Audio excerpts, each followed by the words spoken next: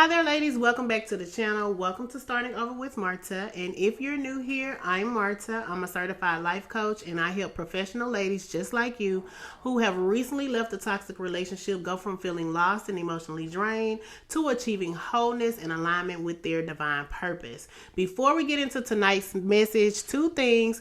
Don't forget to download your free ebook, The Thrive Blueprint. It's 7 steps to breaking free from toxic relationships and rebuilding your life with confidence and purpose.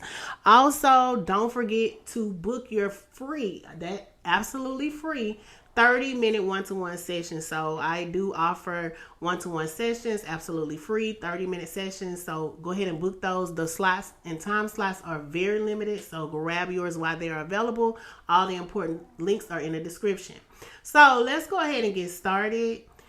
Today, we are on day 5 of the Becoming Her Again series. This is the last day of Becoming Her Again, but tonight we are talking about reclaiming your boundaries without guilt. So here's what we're covering tonight.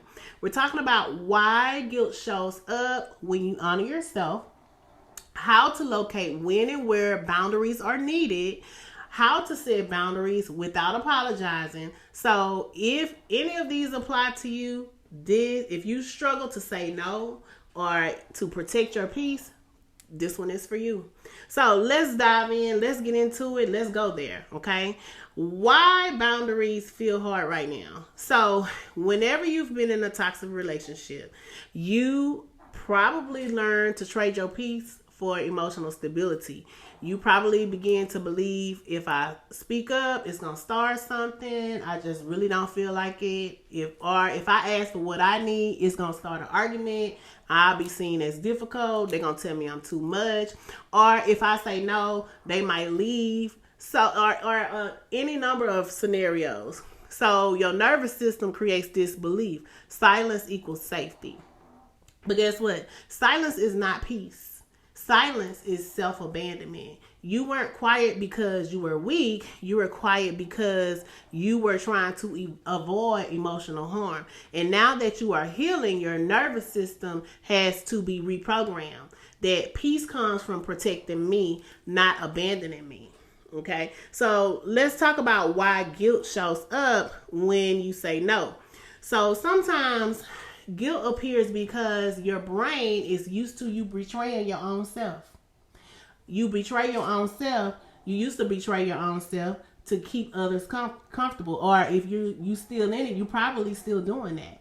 So when you stop betraying yourself, it feels wrong. Not because it's wrong, but because it's new. So guilt is not a signal to stop. Guilt is a signal that you are breaking an old pattern. So I want you to say this. Feeling guilty does not mean I am doing something wrong. It means I'm doing something different. Okay, so let's talk about where boundaries are needed. Because guess what? Your body already knows. I want you to ask yourself, because there are some emotional signals that your body gives you. And these signals are not problems. I want you to ask yourself, who do you feel anxious around? Who drains you? Who makes you question yourself? Where do you leave conversations? What conversations do you have where you leave feeling empty? And where do you feel exhausted? So where you feel resentment, exhaustion, or anxiety, there's a boundary missing. So your body has been speaking to you, and today we're going to listen, okay? So let's talk about how boundaries are not explanations. Boundaries do not need a speech. They don't need justification, and they don't need a negotiation. You can simply say, guess what? That doesn't work for me. Or that's not for me. I can't do that. I'm unavailable for that. Or I won't be doing that. And guess what? When you explain a boundary, you invite the other person to argue with you. There's no explanation needed. You can also simply just say no. I can't do that. So we're not trying to convince anyone. There's no need to convince any otherwise. Boundaries are not a conversation. They are a decision. Okay. So let's talk about pushback, because when you introduce boundaries, you're going to get pushback. And so you have to be prepared for that. So some people liked the version of you who overgave or over apologized or accepted mistreatment or had no boundaries. So yes, when you change, people are going to get uncomfortable. They're going to try to make you uncomfortable. Their reactions do not require your correction. Okay? Your healing does not need permission. Okay? So let's journal. Okay?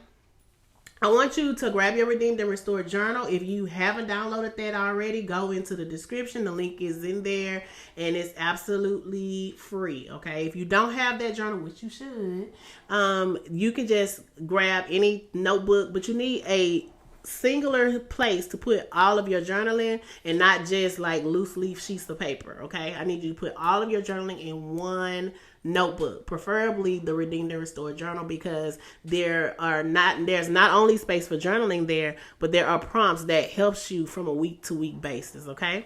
So let's write the prompts. We know that on this channel, when we write prompts, we write the questions and then we reflect and then we answer the questions. So here are your questions for tonight. Where are you abandoning yourself to protect somebody else's comfort? What boundary are you afraid to set and why? What would protecting your peace look like in that situation? What is the cost of not setting the boundary?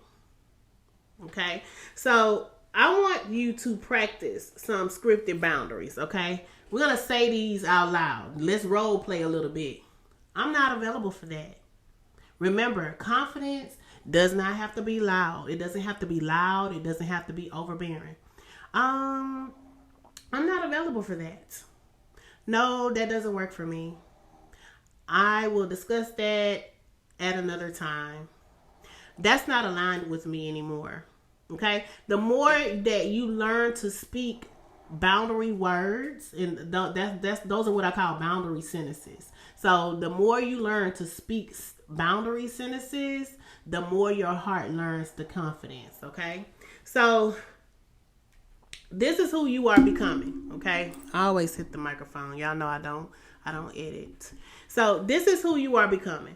You're becoming a woman who takes up space with clarity, a woman who chooses peace, a woman who protects her emotional well-being, and a woman who says no when she needs to. Okay? You are not being mean or cold or selfish. You are coming into yourself. You are becoming her. Okay? So if this spoke to you, don't do your healing journey alone. Download. I have tools for every step in your journey, every step in your healing journey, every step in your exit journey. I have a tool for it. So if you are in the middle of making a tough choice and you need a plan, download Silent Exit Strong Spirit. If you have made the choice and you're still trying to get through it, download the Thrive Blueprint. If you have already exited and you are needing support, you're beginning your healing journey, you can also get Thrive After Heartbreak. This is a paperback book. All of the important links are in the description. If you need to go even further, if you need a more personal, if there's something that you need to talk to one-on-one with someone, a more personal step-by-step guidance, then you can just book a session. So all the links are in the description. So I want you to remember, okay? I want you to remember that you are becoming who you need to be, the woman that you are called to be. God has a purpose for you, and no one gets to take that away, okay? We are healed, we are whole, we are thriving, and we are moving forward. Okay, we are moving forward in purpose. So, thank you for joining me for this series. If you missed any days doing this series, then go ahead and go back and watch it all the way from day one. I'm so super excited. I'm not really sure what series we're doing next week, but just stay tuned. And I will see you guys on Monday. Have a good weekend, and I'll see you on the next video.